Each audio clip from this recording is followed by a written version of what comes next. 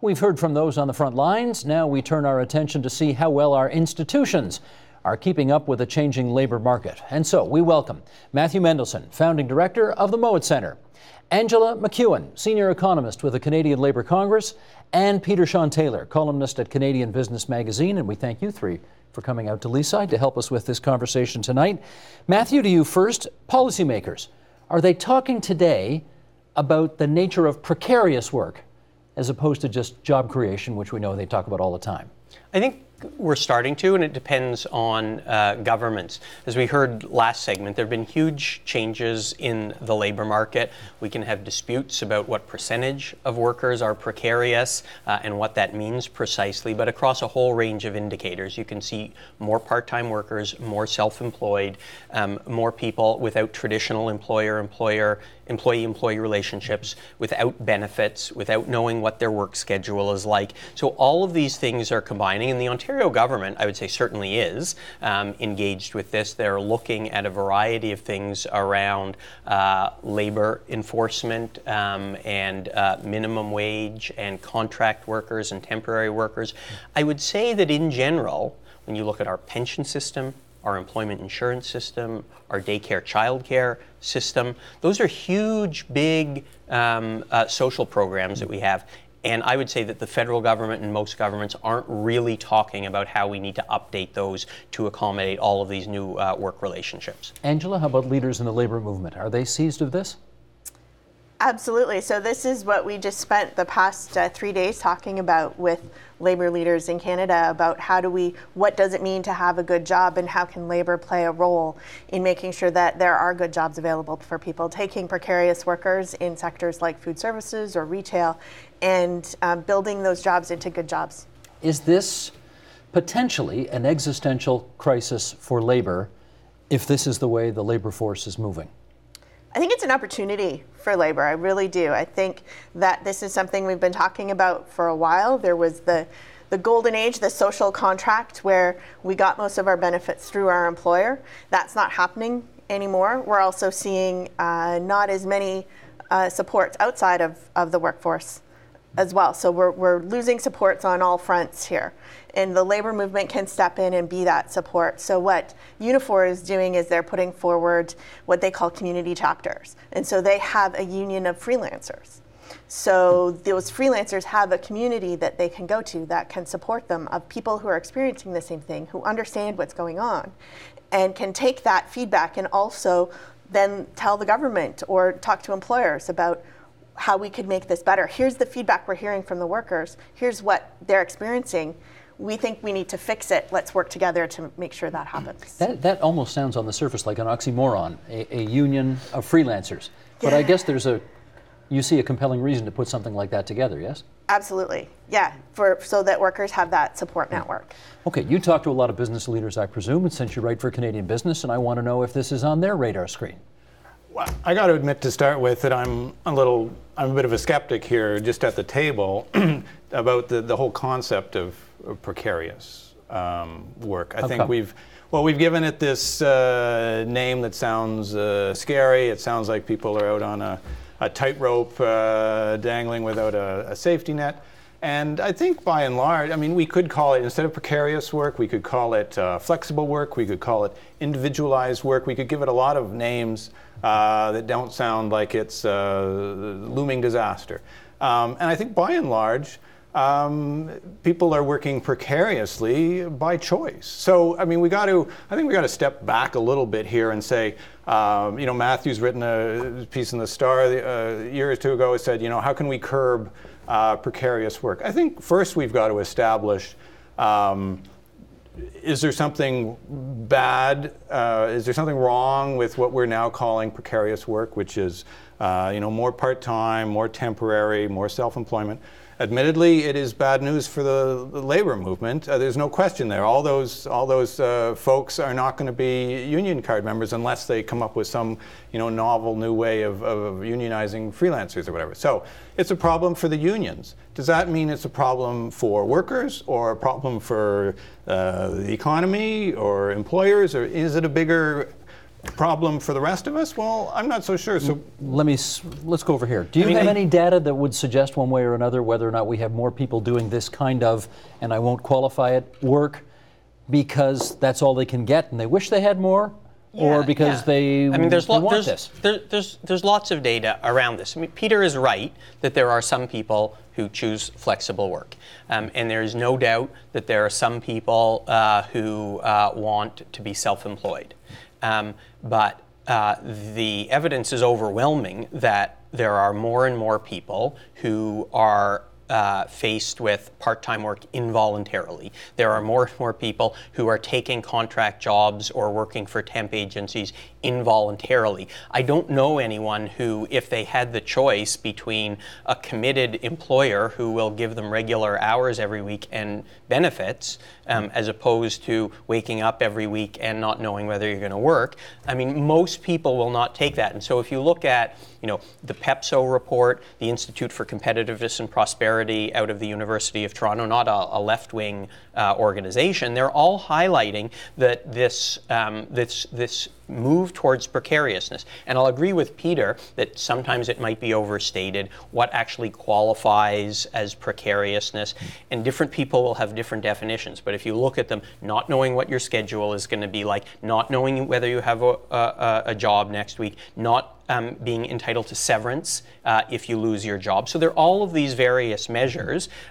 All of these, we've seen an increase, and it is a big problem for the economy because not just in terms that people don't know whether they're going to be working next week so they don't spend their money, but it also has, as your previous session discussed, huge social impacts in terms of childcare and those kinds of things. It also has impacts for employers, because what we hear now, what we heard at the Good Job Summit, there was GE Canada was there was Irving was there, and the employers were saying, when you invest in workers, when you train them, when you have a plan to train workers, then you have a trained and skilled workforce that is going to meet your needs in the future. When you have precarious just-in-time workers, there's no incentive for the employer to train in those workers because those workers may move to their competitor next week. When you have that mutual investment and that mutual loyalty, that pays off for the employer in terms of lower turnover, in terms of higher productivity, and in terms of being able to plan long range what it is you're going to be doing. Well, we always hear this, the living wage argument was that the same thing I heard, that if we raise the minimum wage to $16 an hour, employers will see reduced turnover and everyone will be happier. I mean, if employers are as profit maximizers, if there's that tremendous benefit from that, they will do it on their own. They don't need the Canadian Labour Congress telling them. Is there an information breakdown there, right? There are informational asymmetries. So if the culture the assumption is employers are stupid and they need the government to tell them what's in their own best interest. I'm not so sure. Did I say the government needed to tell them? Well, but isn't this what we're talking about? We're talking about new institutions. How are we going to fix precarious? See, I'm just not convinced that we need to fix precariousness. Like the biggest component is part-time work. Part-time work, the involuntary, component is about the same as it was 10 years ago. No, it's not in Ontario. Okay. I look at I'm a Canadian business. I don't write for Ontario business. I write for Canadian business. I have perhaps a broader perspective. It's about the same. It's at 27%, as according to the StatsCan. That's the national figure. I didn't come with the provincial figures. So 3 times as many people are working part-time by choice as are working involuntarily. So what do we got to fix? And in your earlier segment, there's lots of people. I have lots of respect for people that are working hard and trying to get ahead, and so I have sympathy for that. But I mean, what sort of new? And we have things like the working income tax benefit and whatnot. I know I'm sort of getting ahead here, but you're not satisfied. You're not sure this is actually a problem that I don't needs fixing. see it as a big problem. If you want to, you don't see it as a big problem, but do you see it as a problem? It's growing. I will admit it's growing, but what we call precarious work, how many elderly people are we catching in that? Lots of people, as they turn 65, they want to work. They don't want to work full time. So they want to work part-time. They want to maybe work a couple days. Maybe they'd work on a contract. They'd be temporary work. They will get caught in your enormous net of these are all the precarious people out there. Like you said earlier, there was one study, 50% of everyone in Toronto and Hamilton are precarious. Well, the definition doesn't even mean anything anymore when you're No, but they acknowledge that the study included self-employed professionals who aren't sure if their job/company/business is going to be around a year from now. They acknowledge that. So I just think we have kind of a straw argument here. No one is saying that everyone who is captured by the broadest definition of precariousness is a problem that needs to be fixed. But across a whole range of indicators, there is an increase in just about all of them that I can see, and that to me is growing. Coming out of the 2008 fiscal crisis, you had a rise in unemployment, but what you see now is a lot more of the replacements in the precarious situation. It's impacting young people and it's impacting immigrants even more. So if you look, for example, at new Canadians and you compare their precariousness to what it was 10 years ago or 15 years ago, the increase is significant. And so I do think it's a legitimate question to ask what we're going to do about that, because I think it's only going up. I think the trend is increasing, and we have kind of a responsibility to ask whether we as a society should be doing something. Angela. I also think it's interesting that you mentioned new Canadians, because it matters who it is that's falling through the cracks, right? Kids who go to university and maybe have to do an unpaid internship or work as contract faculty, but eventually they're probably going to be okay. But maybe it takes them a little longer. That's one issue. But another issue is if you look at Indigenous youth and new Canadian youth, the unemployment rate for those people, for those kids, is double what it is for Canadian-born young workers. So who is falling through the cracks is as big an issue as the issue of precarity. But we have had since, well, I guess roughly the World War II years, a kind of an infrastructure in place, or architecture, I guess let's call it, a social safety net, employment insurance, unemployment insurance they used to call it, training and education programs. I mean, a lot of that came about as a result of changes that we've made as a country since the end of World War II. Does that still align with the realities of the workplace today? Or do you think we need to do something else? Right, so EI, I think I've had discussions with Matt on Twitter about this before around EI and what we need to do to fix EI. Only something like 36% of unemployed workers receive EI. And part of that is because a huge number of unemployed workers are new labor market entrants or re-entrants to the labor force. So for those workers, we don't have a program for them. There's a little bit of money through the Workers Unemployed Help Centers or through what they used to call the labor market agreements, or now is the Canada Job Fund. So there's a little bit that the government of Ontario, the provincial governments do to help workers in that situation. But by and large, those workers are on their own. And if we're looking at those people having graduated from universities with high amounts of student debt, and then we're asking them again to invest more in their education so that it matches up with what employers needs, I think we need to think about that. And then we need to think about EI and how do we do training through EI for those unemployed workers who actually do qualify for EI. Do you want to see any changes to the architecture that's been in place for about 70 years now, much of it for 70 years? Yeah, I think Matthew's done some fine stuff on EI. It's bonkers in terms of the regional aspects of it. So yeah, you can always improve that. I'm leery of, are we creating something, are we sitting around the table creating some sort of third thing between EI and social assistance? I think the working income tax benefit works quite well. It's very flexible, and they've increased it quite a bit, and that's rewarding people that are working, these people with 2 part-time jobs and they lose one, and I think there's lots of room there. I think that's one of the great innovations the last decade or two. Since you've looked at this, what's the problem with EI as you've looked at it? Well, I would love to talk about that, and I'll come to it in a second. I just want to say that I think working income tax benefit is one measure that is very positive, and we talked a little bit about collective bargaining and the role of unions, and Peter mentioned that he thinks this is the rise of precariousness is a problem for organized labor, and I agree in the short term, but I think what we're dealing with is something much larger, and I will get to EI, but it's not just the social policies and social programs, it's also how we do collective bargaining and labor unions. We're all kind of trapped in this labor market of the 1950s and 1960s that doesn't really exist anymore. And I think we have to be honest that part of the reason employers like flexibility or move to precariousness or part-time work or temps is they find sometimes the collective agreements too difficult and too challenging. So there are arguments on both sides, and I think this is an opportunity for us to look at everything we do and recognize that a lot of it needs updating. So employment insurance, I told you I promised I would get back to it. If you are a part-time worker right now and you hold 3 part-time jobs and you lose one, you're paying EI premiums, you're a good worker, you lose one of them, you don't get anything.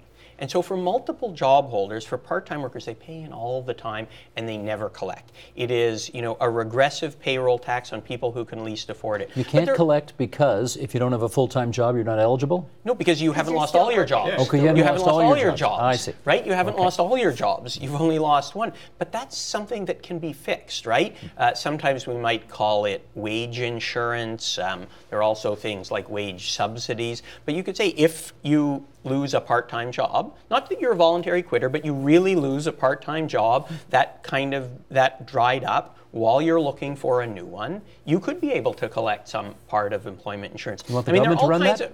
Well, it is. You could change the rules in EI. Yeah. Okay. Right within the EI system, you could make it much more flexible. You could require covering temp agencies and how temp and contract workers pay in or how they collect out. You can make it much more flexible around how people, if they lose some of their income, they could still collect something. Would it require people to pay more? No, it would not require. Employers wouldn't have to pay in more. There are lots of different variables here. I think you could make it much fairer for part-time workers and precarious workers without paying more because right now EI is in a big surplus anyway. You got a problem with it? I think the way that you make EI fairer is to have a single national entrance requirement because right now urban workers are at a disadvantage because the unemployment rate in urban centers tends to be lower. And so then it's harder for them to access EI.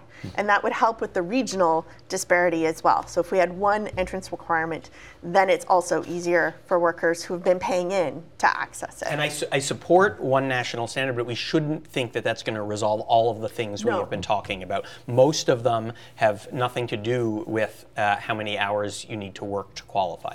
I know you're not a fan of the term, but I'm going to use it again anyway. If precarious work, and by that I don't mean people who are self-employed and people who, we're talking about people who genuinely are in a precarious situation.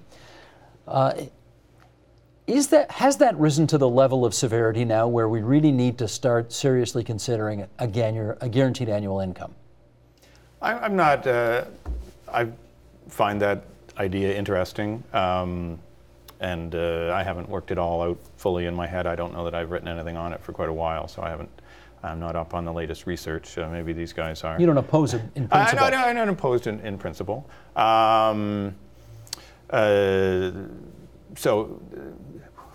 What else did you want me to say about that? I'm willing to bat it. If these guys want to throw things out, I'm willing to think about it. What's your position on it? So the labor movement has historically been a little bit skeptical of guaranteed annual income because conservatives like it.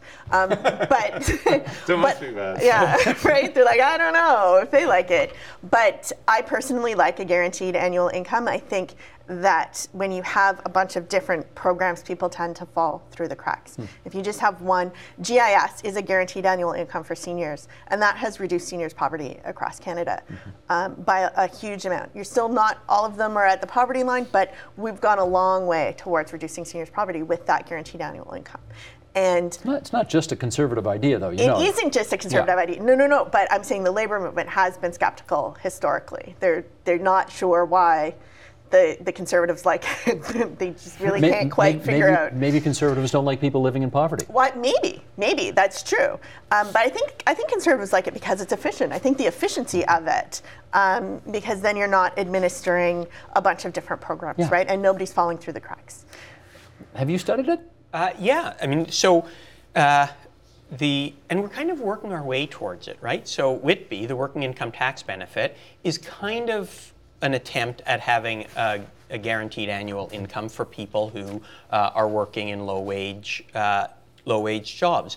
The National Child Benefit is trying to get us to a guaranteed annual income for people with young children. So we're cobbling together all of these things. There's still a few groups that fall through the cracks. And I think there's lots of agreement across the political spectrum on some kind of guaranteed annual income, in part because it eliminates a lot of bureaucracy. You know, we don't have to have 16 programs. You don't have to means test this, housing benefit and all of these things. Just give someone a chunk of cash through what's usually called, a negative income tax. So even if you have zero income, like right now, I have an income, you have an income, and we get a credit on our income tax and don't pay income tax on the first, I forget what it is now, $10,000. You could have that as a refundable tax credit. So everyone, even if they're at zero, they get $10,000. And then you could reduce a lot of the other things. It's kind of simple. You could eliminate some social assistance. You could eliminate some housing benefit. You could eliminate some, and you give it. But the problem is it's not very much. In order to get it to a real living wage, as we have used that expression here, it's probably going to be a bigger chunk of cash. And so the question is whether people are prepared to pay it, and also how easy it is to get there. As you know, this is a complex country. There are federal, provincial programs, and to actually get there, people are often very sympathetic and say, oh, let's try and do guaranteed annual income, and then you just start to think about, we're going to have to change social assistance and EI and our housing policies and our tax system and disability support. You know what? It is too hard to get from here to there, and that's why it usually hasn't happened. But in principle, it's certainly an attractive idea. The argument I've heard from conservatives from some conservatives in the past who don't like the idea is that it takes away the incentive to work if you can sit back and get a guaranteed income. Does that disturb you? Well, if you set it at 10,000 or something, I think then you're catching the part-timers that we're worried about in the earlier half hour. I don't think you want to set it at $28,000 a year. That's too high. Yeah, I think it is too high. Yeah. There's also something to be said that if there's a guaranteed annual income, then workers have the ability to leave bad employers because they know that there's some minimum amount of money that they can make. They can go and find better work. So there is an argument that it actually also for young workers who are just graduating from school, that they can take that time and do something creative, start a business, start doing art, so that it can support creativity. In Denmark, for example, they pay people to be music teachers. You can play music and you get a certain amount of money to do that, right? So it can support creativity, it can support entrepreneurs, and it can help workers escape bad work situations. To me, the big question is whether we think precariousness is a problem. And I know Peter is skeptical, but if we do think it is a problem, then we have to look at how we provide the benefits of the Canadian social safety net, which everyone, I think, agrees with. People like the idea that people don't retire in poverty, to more workers. And so it just means putting a new lens on our conversation. So we're having a big conversation about should we expand the Canada Pension Plan.